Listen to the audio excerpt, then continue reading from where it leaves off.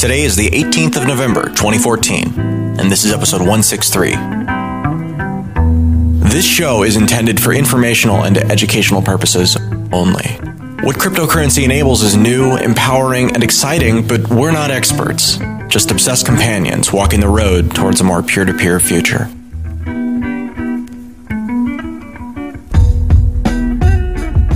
Welcome to Let's Talk Bitcoin, a twice-weekly show about the ideas, people, and projects building the digital economy and the future of money.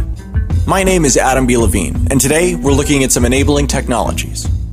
I talked to Dan from SolidEX Partners, part finance guy, part early Bitcoiner, as he explains total return swaps and how they've tied them together with Bitcoin to bring crypto to hedge funds and family offices. But first, we catch up with the team at Block.io to talk about their free service that, among other things, will let you bring trustless multi-sig to your application with ease. Enjoy the show. Today on Let's Talk Bitcoin, we're joined by two of the team over at Block.io. Atif, the Chief Executive Officer. Hey, Adam. And Marshall, their Chief of Marketing. How you guys doing today? Doing well. Hey, how's it going, Adam? It's pretty good over here, you know? So, I love seeing all of these APIs. I gotta tell you, Block.io, I want you to tell me about your service, and honestly, I don't know too much about it. But just looking at the page here, it's obvious to me that you guys are essentially trying to provide back-end service and kind of make it easy for, I see not the least of which, multi-signature wallets, people to essentially offer that type of service. So tell me, what is Block.io? What do you guys do?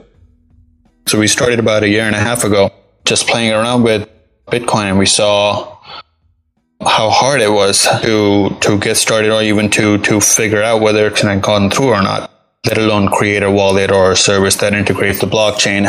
We created Block.io from the perspective of the end user, not the developers. The developers today, they're not what they were 10 or 12 years ago. They love to copy paste widgets, and they love to add a couple of lines of code and then get it running. That's what Block.io is supposed to do, and it does it remarkably well so far. You know, you're saying that developers are different, but I have to tell you, it strikes me that the thing that's different is that things are so complex now. I mean, maybe was that not always the case, but it just seems like that in order to actually really do a good job on whatever the thing is that you really are focused on, you kind of need to just be able to focus on that. So, you know, like, this is an important level of service. If you guys are providing this backend, yeah, that's partly ease of use, but partly it's lowering the barrier to entry, right? So that you can just get in there and only focus on the part that you want, because the other stuff is easy. Agreed. The complexity of things have gone up, but the accessibility of information, especially with Google, is just way too high. And it rightfully so. Spot on. Something that I noticed in cryptocurrency startups, you generally don't have a lot of time. Everything that's going on in Bitcoin is moving at least 2 or 3 times faster than the general tech landscape, I feel like. And if you burn, a couple months trying to figure out how to get your Bitcoin D running and get your hosting done, that could be the time that could make or break you, or someone could copy your idea, or competition comes in and you can't continue. So it seems like your type of user, like a blockchain.info is something that is generally interesting, right? It has lots of numbers and tells you kind of what's going on with the network. Seems like that's not really the type of market you're approaching here. So tell me, what is your type of customer? Who am I who you're explaining this to? You are a VR developer or whatever developer, and you are coming up to us and saying, look, I have this enormous thing to focus on. I have to come up with a new idea. I have to come up with a new way to use Bitcoin. I don't want to spend a couple of months trying to figure out how to use the blockchain, how to convert bytes to hex and hex to bytes, and then cryptography and all that. Please handle that part for me. Please handle the infrastructure for me. I just want to focus on my application. That's who we're focusing on. And so what does it cost for me to get that convenience from you and not have to do all those things? Right now, nothing. Absolutely nothing. We'll come to pricing when the time is right, maybe in 6 to 7 months. Okay. So you guys are at the minimum viable product stage, and so you're putting this out there. What's the response been like? The response has been great. Just yesterday, a school teacher reached out to us from greenhouse.org, I believe. He informs us that he's been teaching children about the blockchain, about 90 of his students, through Block.io, just because it's that simple to interact with. That's amazing. And there are other people similarly trying to learn about the blockchain. And that's how it starts, really, the revolution of developing on Bitcoin. So what types of features do you offer here? So like what things that you're simplifying? I'm looking at the front page and I see you have curl and Ruby and Node.js. Again, like I'm not a coder. I assume that these are different interpretations of essentially the API that you offer. When you create an application, you'll create in most likely one of these languages if you're not doing it in iOS or Java. You come up to us and say, look, I just want to get started. So you just install that package and all it does is interact very, very easily with the Block.io API. So it used to be very, very simple in API v1 when you didn't have multi-signature addresses. You had to have Block.io sign your transactions, but we don't do that anymore. In API v2, we have multisig, and these libraries take care of the client-side signing, and the cryptography part of it are highly secure as well, given they use deterministic signatures and BIP62, etc., to secure transactions against privacy leaks and so on. So these are pretty complex tools. Well, so in the multi-sig wallets, so that means that I could create an application, like we have the Let's Talk Bitcoin network application that we're going to be adding wallet functionality to. So we would be able to take essentially this API, we would be able to use that instead of building our own core or our own backend for it. How does multisig come into play here? When you're using a hosted service, if you're using a web wallet, it's going to use JavaScript to create your keys. And then you can come in and it will give you an encrypted passphrase or whatever key you created, just like blockchain.info. You will use your password, and then the JavaScript will decrypt your private key and so on. So in that manner, it becomes a little secure. The server has no idea, even if it gets hacked, has no idea what your passphrase or private key is. With Block.io, it's a hosted service. I mean, there is no JavaScript layer blocking users or handling the decryption for the users. So we have to do it through the REST API. You can just use a URL to access the API. So how do you make sure that only the user is in control of their keys? Well, we do that through multi-signature addresses. One of the keys is Block.io's. It guarantees that this address cannot ever spend any transactions or even attempt to. And one key is in control of the user. Block.io has no idea how to use that key, how to decrypt it. We just have no idea how that's made. So Block.io in essence has no control over your funds, and this is more secure than other services out there because the keys are distributed between two entities. Okay, so this is a two-party multi-sig key. Does that mean that it requires only one of the two keys or two of the two keys in this context? Because doesn't that mean that if the Block.io service were to say go away, then this could potentially cause all of those applications using this as the backend to have a problem? Yes, that is a concern. So this is a 2 of 2 address. It requires the Block.io signature and the user signature. The reason we didn't do 2 of 3 is because of green addresses. We want users on Block.io and anyone that integrates with Block.io's green addresses in their services, like a couple of exchanges have, I think. We need to get away from the 10-minute confirmation barrier. That's a huge turnoff for users. So we do that through the 2 of 2 signatures. I mean, Block.io is guaranteed to have a say in every single transaction, and we will not sign a transaction if it's double spending. So that's how we do green addresses. In the future, though, we will allow you to take your private keys whenever you want. So even if Block.io goes down, hey, you have complete control of your addresses. The only downside will be it won't be green addresses.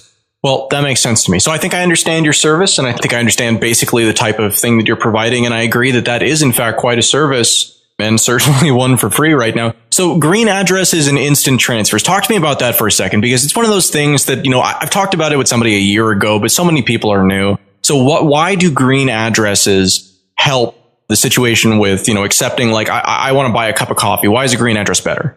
The green address is something the idea's been around for a while. It's a really interesting concept because generally when we use the internet, we trust centralized sites. Like I can trust a certain website, but trusting all these different websites that I'm shopping on starts to get tricky, especially if it's a small mom and pop shop or some small online retailer. The beautiful thing about Block.io that we have with green address is that you can trust Block.io. We've been around for a minute, and as we progress, you'll see the more services that we offer. But basically, we won't allow transactions to credit into our system unless they reach an optimal amount of confirmations. It's 3+ confirmations for Bitcoin, 10+ for Dogecoin. If they reach that amount of confirmations, then essentially we're guaranteeing, or we're signing one of those 2 transactions saying that this is good and you can trust it immediately. So you don't have to wait for that initial confirmation, which takes 10 minutes. It will show 0 confirmations, but you can use our API to see if it's a green address transaction or not. So long as block.io is good, then the service is good. There is a bit of centralization here. So in the future, I like to ask, do you have a federated solution in mind? What are your failure contingencies? Because while it would be great if every company stayed around all the time ever, the reality is that's not what happens. The multisig, for example, that's a very binary thing, and you need to be a party on every transaction that goes through. So if there are 100 services using block.io as their backend, do you have any plans to address this? Do you think it's a problem?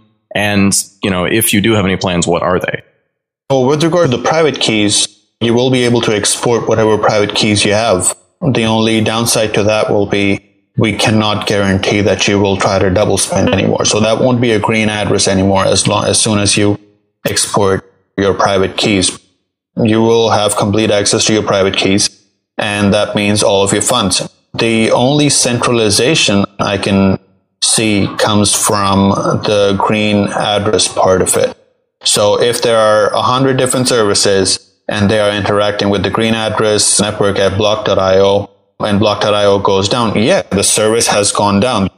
This was block.io guaranteeing that a transaction can never double spend amounts. So that part goes down without a doubt. We might have solutions for this with distributed SPV and network consensus before confirmation is reached, but that's too early to say right now. So tell me, what kinds of applications have you seen people jumping into with this? Now that it's easy, what are people starting to use it for? And Marshall, actually, before we get to that, I heard you describe, you mentioned, you tried to mention a time frame as like a reason why people would trust. And then you're like, well, a minute. I'm curious, how long has the company actually been around?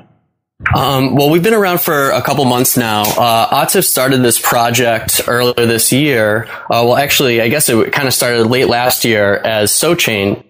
That project developed, and that is pretty much the premier Dogecoin block explorer at this point, but also handles Bitcoin and Litecoin transactions as well. We've been in the crypto space for a little while now. The company actually has only been around for a couple months, but Atif and I have been pretty active in the crypto scene. We're well-known people in the space. We ride off that trust a little bit, but we plan on going for a long time into the future and showing people the different kind of applications that we'll be doing. We've already had a lot of people writing really cool applications, some various hackathon submissions for one for Salesforce, different stuff. It's really interesting to see all the cool little apps that people are building. We also have Dogekeeper, which is a well-known app in the App Store. That's a Dogecoin wallet. That's pretty awesome. Yeah, that's actually pretty heavily used. So as Marshall said, you started this project as actually a Dogecoin project. So tell me about that. Tell me about your relationship with the Dogecoin community, and tell me about the differences in working with, what's it like working with a project on the Dogecoin side rather than on the, Bitcoin side? You can post anything on the Dogecoin subreddit or the Dogecoin developer subreddit, and no one's going to come up to you and say, hey, you're a moron. Why didn't you do it? This couple of decimals are off. You're such a moron. You should just go and live with your mom. No one's going to say that to you. Everyone's going to be very, very, very supportive. And that's really what got me started. It's Bitcoin. It's the blockchain, the cryptography. Dude, these things are intimidating. If the community is not supporting you, if the community is not coming up to you and saying, look, I know you fucked up, but dude, that was an amazing job. Keep going. That's what Dogecoin does. And that's why we got started over there. I don't mean to berate the Bitcoin community, but they can be super, super harsh on even the smallest mistakes. So Bitcoin's business and Dogecoin's family. Yeah. That's right. I like that. We really like Dogecoin. Atif and I are both connected in the Dogecoin community, and it's just such an awesome community. People really come together and do charity events.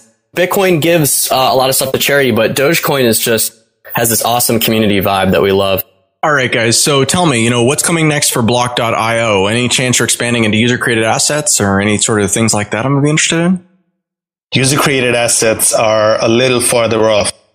We're working on easy documentation for 405 multisig in the next couple of weeks, if everything goes well. So what you can do is you don't need to trust Block.io for anything at all. So when you create an address, you can provide 4 additional public keys that need to sign this address. You can specify how many signatures of those you need. At max, you can specify 3 or 4 of those signatures. And because Block.io is signing the transaction, it becomes a 405 address, but you don't need Block.io signature. You can just use the 4 signatures for the public keys you provided. So that's coming up soon. I'm really, really excited about that. We went with a couple of partners. One of them is pretty big in the Dogecoin community, and one of them is creating services for contract for other developers. So we're really excited about it. Let's see how it happens. Oh, the term is distributed trust, because it's not just simple multisig. It's not extended multisig. You can distribute the trust between many people. Before we wrap this interview, tell me about the Block.io company. Are you guys funded? If so, how did that happen? What does that look like? Also, what does your staff look like, and are you hiring? So our staff consists of 3 people. It's me and Marshall. Marshall's handling the marketing. I am handling the operations and the day-to-day activities. And then we have an advisor, Patrick Lotter, who is also a Dogecoin core developer. We're basically working around the clock to be in a position where we know that everything is steady before we start taking on funding from outside investors. Funding is actually a last resort for us. We don't want to get into funding. We don't want to take people's money. We want to stay lean. We want to keep doing this and hopefully make money before we even start talking about raising. We're not hiring right now. We're good for that. The address is block.io. Thanks very much for your time. Thanks, Adam. Thanks, Adam. Thanks for having us.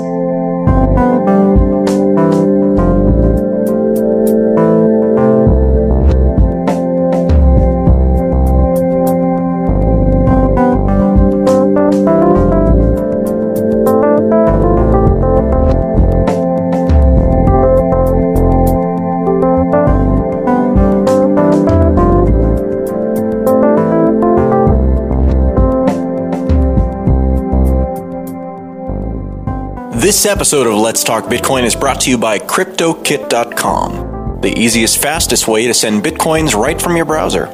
That's KryptoKit.com if you'd like to learn more.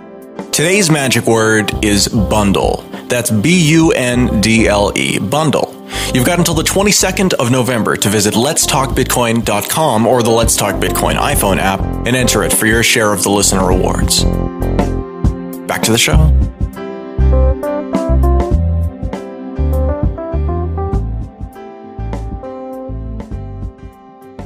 One would think, if you're a Bitcoiner, as I am in part, half Bitcoiner, half finance guy, that there would be far more institutional involvement in the Bitcoin space. And when I say institutional involvement, what I mean specifically is hedge funds, family offices, investment management companies putting capital to work, specifically buying Bitcoin or buying alts, putting capital into Bitcoin, as opposed to, VC investment in the space, XYZ wallet gets funded, XYZ exchange gets funded.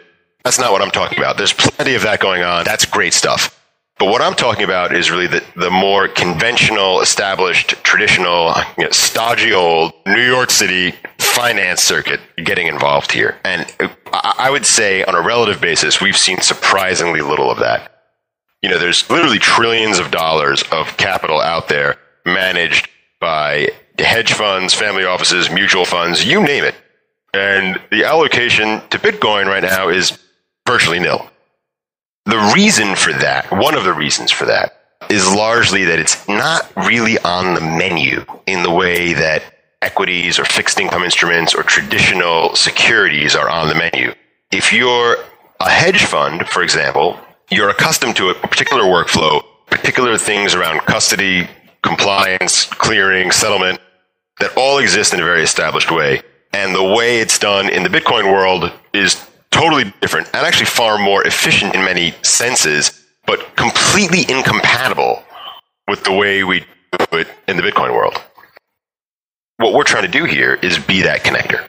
And I come from the hedge fund world. We know that there are folks at funds who have a particular interest in this.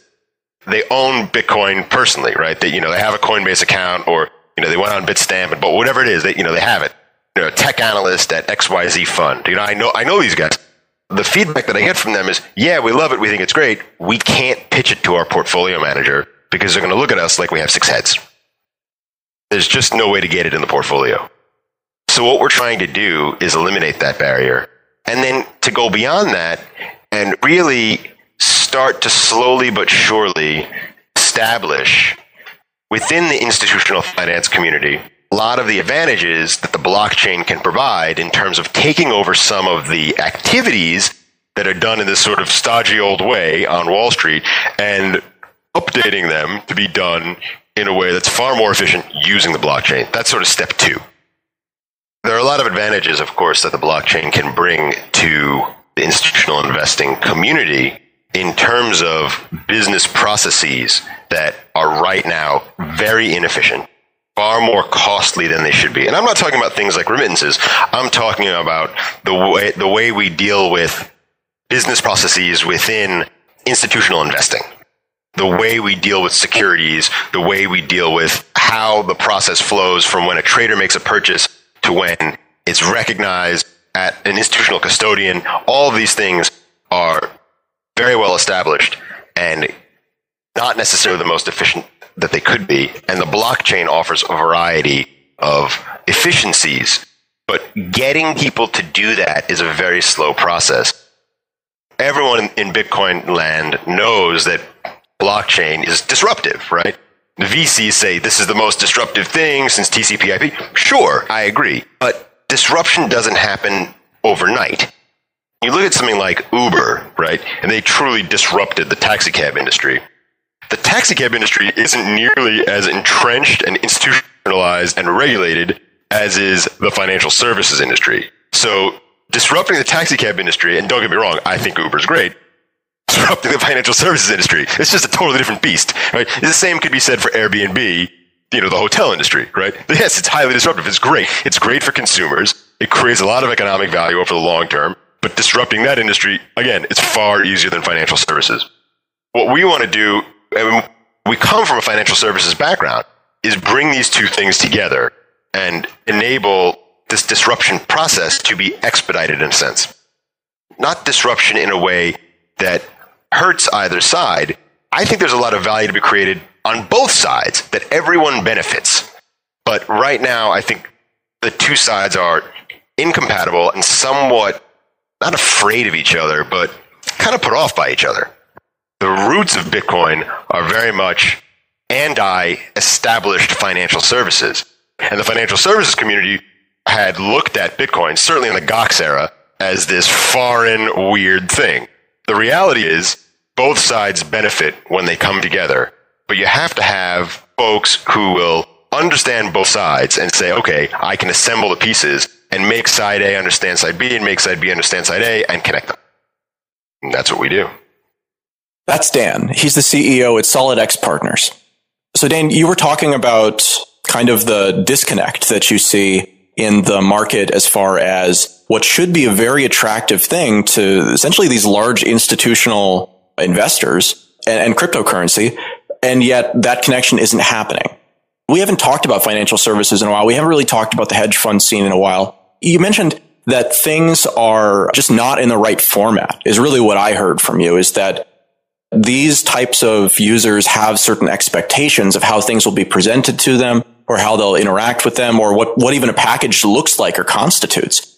Is that what you're talking about? You're saying essentially taking the Bitcoin investable, quote unquote, and repackaging it in a way that just makes natural, intuitive sense to the more institutional investors. That's right. There's a bit more than that. It's not just the repackaging.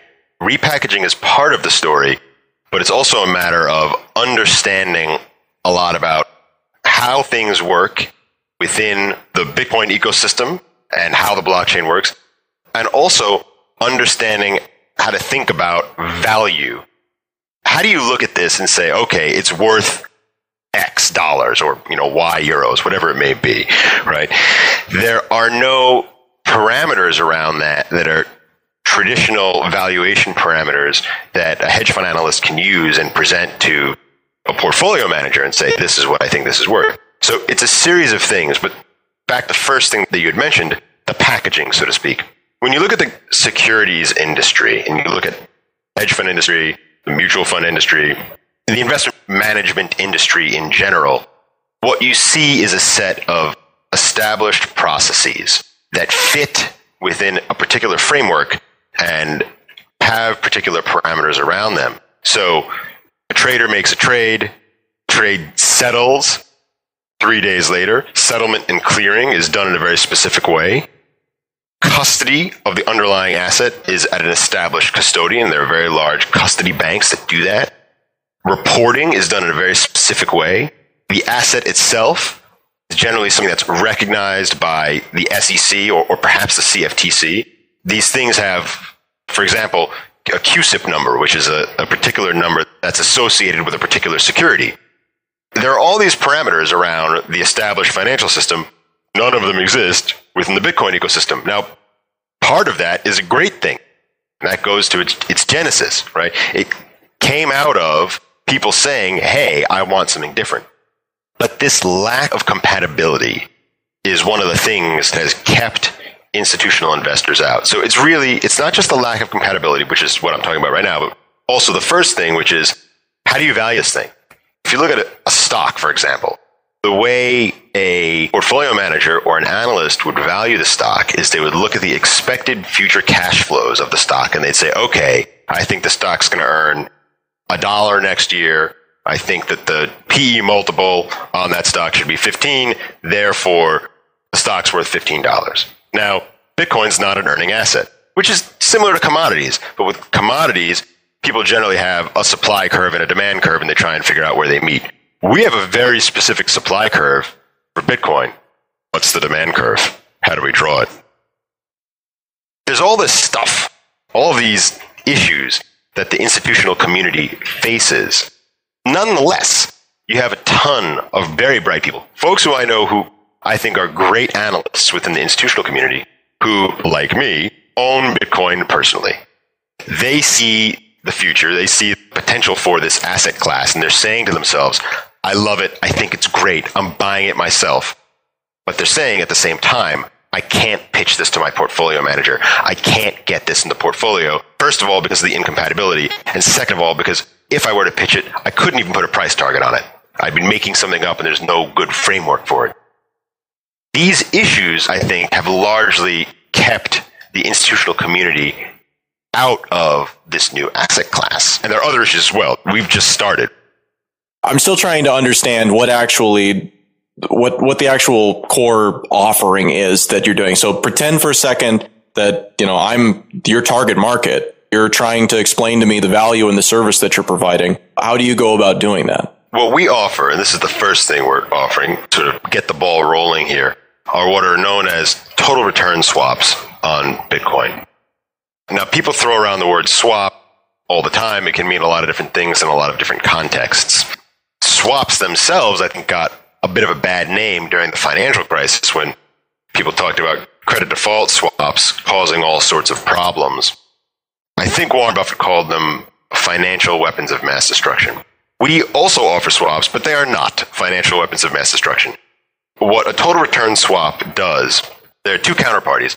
One counterparty would be long or synthetically long a particular instrument, and one counterparty would be synthetically short a particular instrument.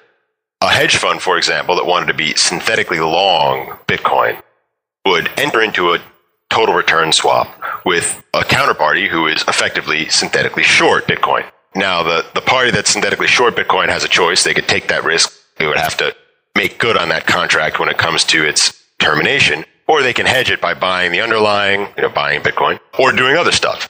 But the idea here is these specific swaps are ISDA form swaps, and ISDA is the International Swaps and Derivatives Association, which is the organization that essentially creates the contractual framework within which swaps in the financial services industry are built. Swaps within the financial services industry, and that's credit default swaps, interest rate swaps, total return swaps, you name it. The framework is ISDA. And in the United States, they are, for the most part, governed by the CFTC.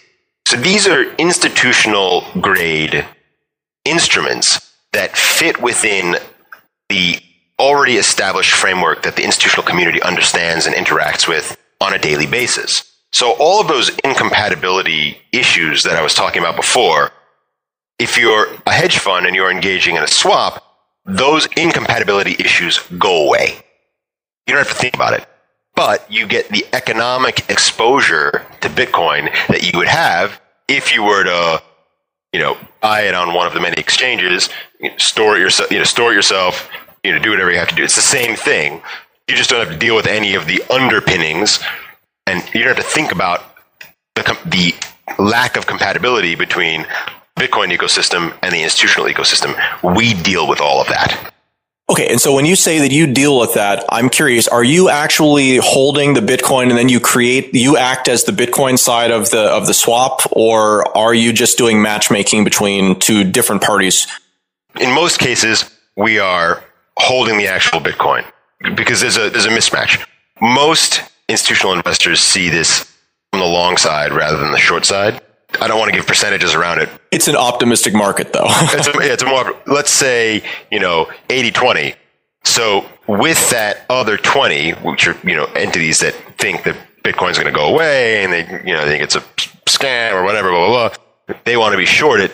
There are certain instances, not all, in which I can match those swaps with the long swaps. It depends. It depends on a lot of different parameters. But you're exactly right. What you said is, are you pairing people off? And the answer is sometimes yes.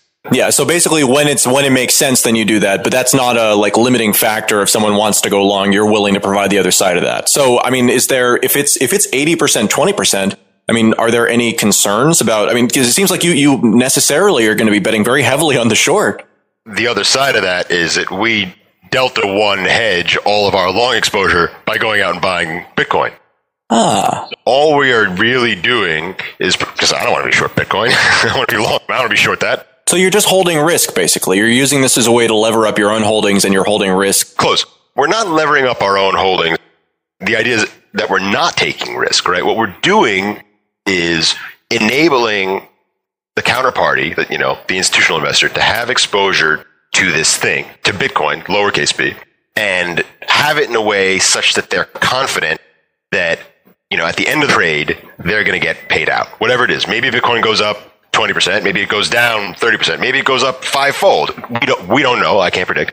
But the counterparty, the institutional investor, needs to know that at the end of the trade, it's going to close out in a way that they're accustomed to, and that at the inception of the trade, it's going to be open in the way they're accustomed to, and everything is compatible in terms of all of the infrastructure that they're accustomed to and all the reporting that they're accustomed to.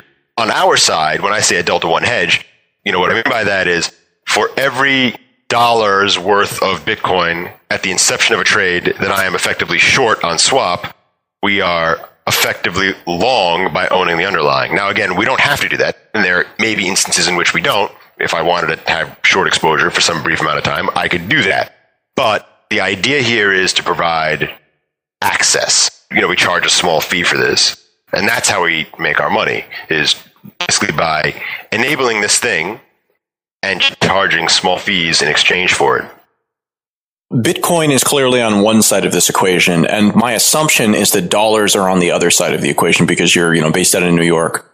Do you think that will always strictly be the case, or are there plans to expand to currencies beyond the dollar? And also of note, but slightly tangential, we live in a world where there are more cryptocurrencies out there than just Bitcoin. And while Bitcoin certainly makes sense for what you're talking about now, I'm curious if you have any ambitions beyond that. Absolutely. On the fiat side, if somebody wanted to do something in euros or Japanese yen, we would find a way to do it. We haven't encountered that yet. I suspect that we will in the future. That's the easy part. Now, other blockchain related stuff, okay, and I'm going to call it that for lack of a better description. Let me separate it into pieces. If someone wanted to be long synthetically Litecoin, we'd find a way to do it. That's easy. Then you start getting into more esoteric things, right? And things that are a little bit more speculative in nature. or things that are not fully developed. I love Ethereum, the idea behind it, okay? I think that's a brilliant idea. Because it's not yet across the finish line, I can't provide a swap on it. But if it crosses the finish line, I would love to provide a swap on it. Beyond that, there are a lot of financial assets that you can create within the blockchain that we can provide swaps on. And here's one of the most important pieces.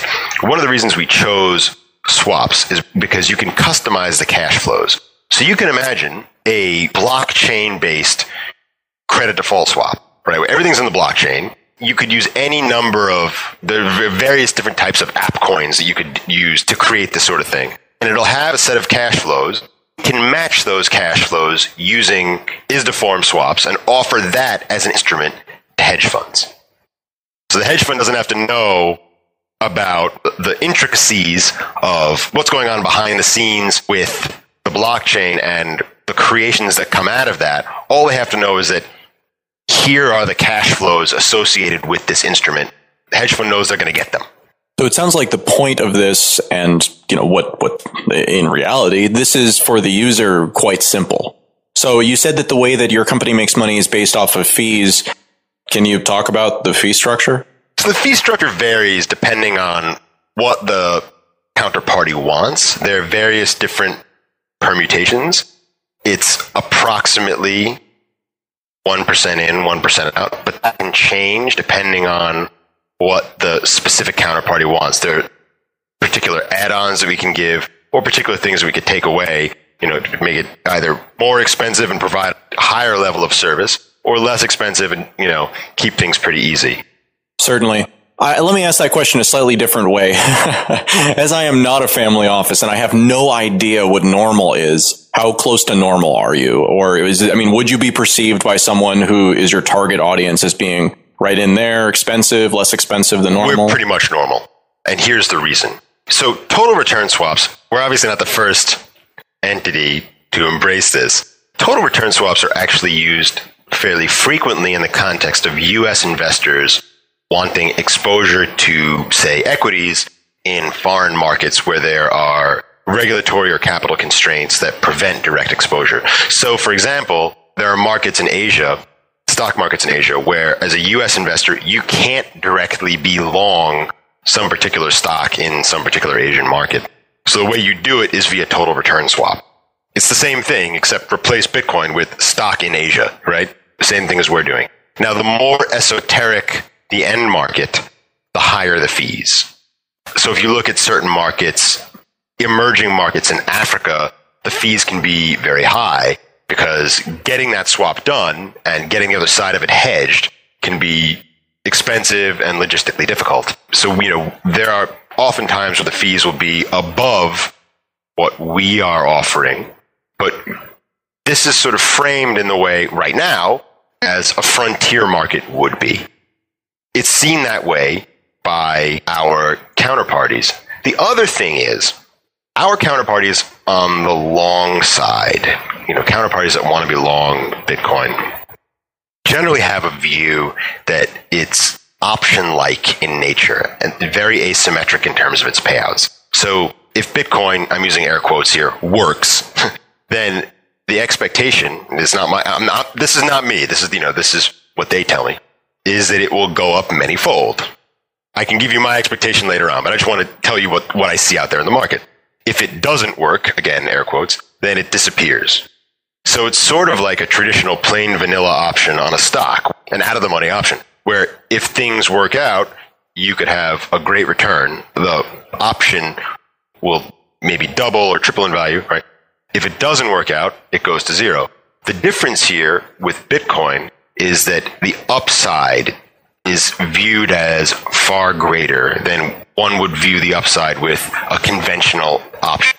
So, maybe you're going to make 2x on a stock option. Maybe you're going to make 10x on Bitcoin. If you're going to make 10x on some asset, you don't really care so much about paying 100 bips. It's just not a problem. Like paying 1% is not, it's just not an issue. Now, if you don't believe that, if you're playing for 10%, that changes the picture. We haven't really seen that many people who are getting involved in swaps or a 10% return. There's just not really a market for that right now. That makes sense. So, what is the, like, if you could say an average duration of these types of contracts? I mean, what are we talking about here? Is this like a month, a year, multiple years? We're offering, minimum duration of 6 months, but what one can do is one can roll the swap, which means the counterparty can say, okay, we want to keep this thing alive for longer than 6 months. There's some small incremental fee that we're going to charge. We want to add tack another 6 months on. So it's hard for me to give you the average duration. I can tell you what we offer. I'm just curious, like, what do you find people using? I mean, that's the relevant question here is like, what do people find useful of the things that you offer?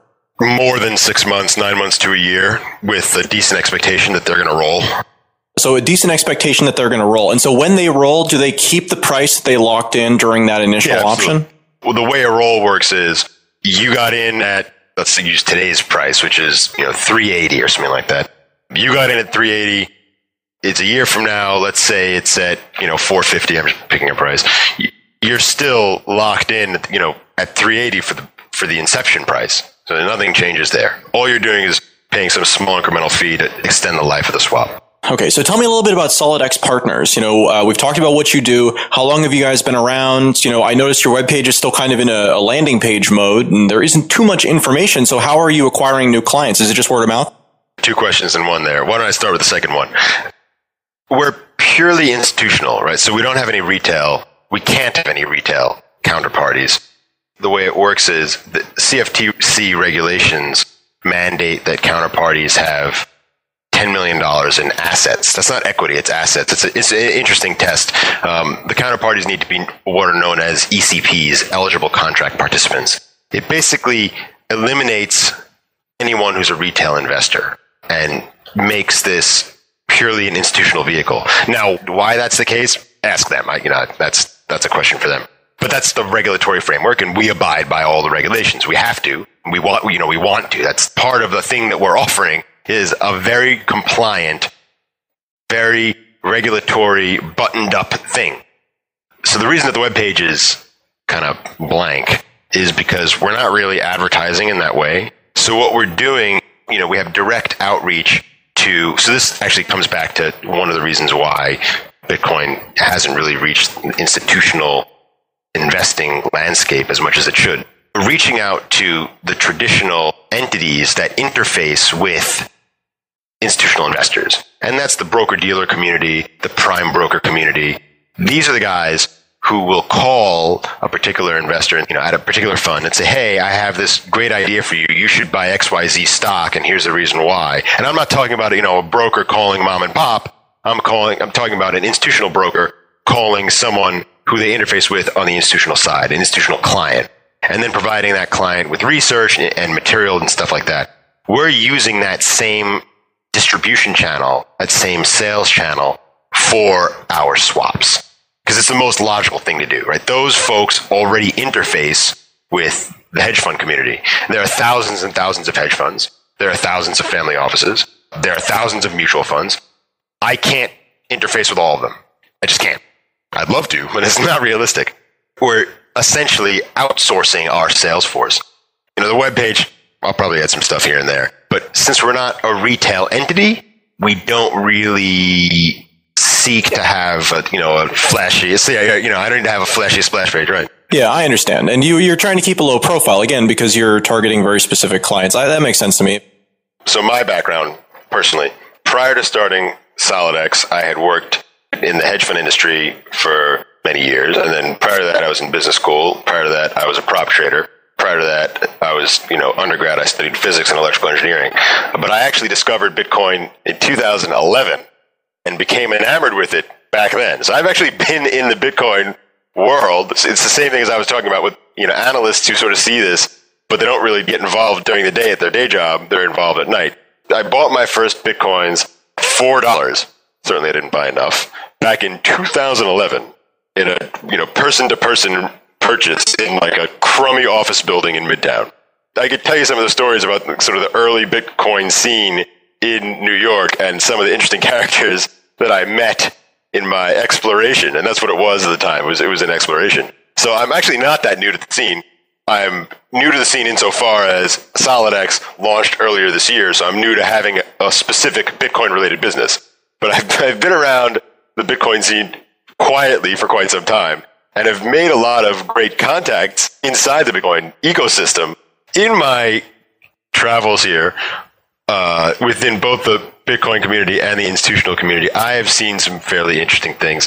I actually had a conversation with a guy on the institutional side when I was, telling him about Bitcoin swaps, and his comment to me was, yes, Bitcoin. Well, that's going to go away. It was created by the Yakuza as a mean of helping the Japanese mafia launder money. And he said it with 100% confidence. He was sure. Back in 2011, speaking with folks in the Bitcoin scene here in New York, I met some fairly interesting characters, some of whom are no longer part of the, we probably shouldn't even get into this, some of whom are no longer part of the Bitcoin scene largely because they've excommunicated, so to speak. It's a very sort of older generation. So there was one gentleman who I met. He had a web page, and he said, you can buy Bitcoin from me directly. And it was a Sunday night, and I was reading up, and I saw this guy's webpage, and he said, you can call me directly, call anytime. And it was a area code 646 number, which is in New York City. And it's Sunday night. I'm like, all right, I'm going to call this thing, and I'm going to get somebody's voicemail. I call, and this guy actually picked up. And it was Sunday at 10 p.m. I'm like, all right, this is shady. He picks up. We have this whole conversation. This is the guy, by the way, who I first bought my Bitcoins from, the $4 transaction.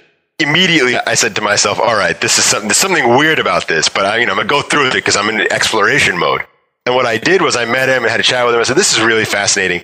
And I actually set up a meeting. I'm part of this group of investors that evaluate new things. And this is now, we're into very early 2012, very early, like January of 12. And I bring this particular guy in front of a group of, it was about a dozen institutional investors. And he gets up there to present. And every single person in the room, their jaw drops. And they're like, what in the world are you talking about? It's monopoly money. This doesn't make any sense. And he basically gets laughed out of the room. And it was it was embarrassing for me. And then subsequently, people started digging into more about his background and finding out that he wasn't the most savory of characters in the first place. Then, of course, a year later, early 2013, everyone in that room called me and said, hey, you know that Bitcoin thing that you were talking about last year? How do I get involved in that? So a lot of this early exposure through people who at the time, and even today, seem a little like they're on the fringe, a lot of that was the root of some of the later stuff that's happening now that's far more legitimate. And you need, I think, some of that fringe element to get you to this point.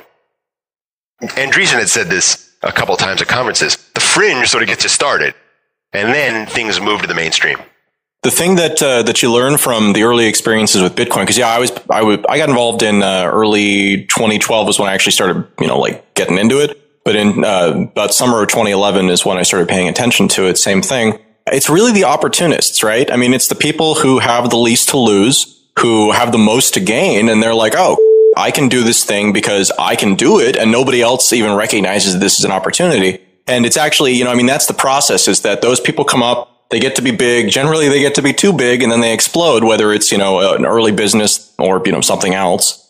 Then their blow up becomes kind of the problem of the space because they were what the space was identified by until the next generation comes along, and that takes time. But it's a very interesting process. Yeah, it's interesting you've been that you've also been involved for so long, because again, the perspective changes so much over time, and it's very difficult to appreciate that until you've really been through it and you go a year and you're like, oh wow, I was super wrong about how I was thinking about that, and actually it's this way. Very much so. When I started becoming even more interested, I attended a dinner here in New York City. It was several members of what was at the time the board of the Bitcoin Foundation, and a couple of VCs, and a whole bunch of other folks. And there was someone from Gox there, and all of these folks. And I said to myself, wow, I am meeting the people who are going to lead everything forward. I was sure of it. I'm like, these are the guys. These are the guys. This is it. This is it. I'm meeting them. And in 20 years from now, people are going to look back and say, these guys are, the Mark Andreessen of Bitcoin. And maybe that's not going to end up being the case. But I met all of those guys at this dinner, and thought to myself at the time, this is going to be it. And it turns out it's probably not going to be it. Now, some of the guys, of course, like Gavin, he was there. He's certainly going to be, certainly going to be remembered as an extraordinarily important contributor to the ecosystem. And I think he's very much appreciated for that. Patrick Merck was there, and I think he's also very much appreciated for all the work he's done. I think both those guys are great. But a lot of other guys, they're just going to probably disappear from the scene. But who knows?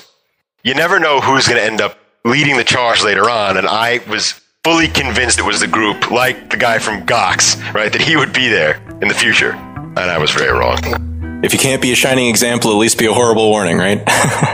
Yeah, that's right.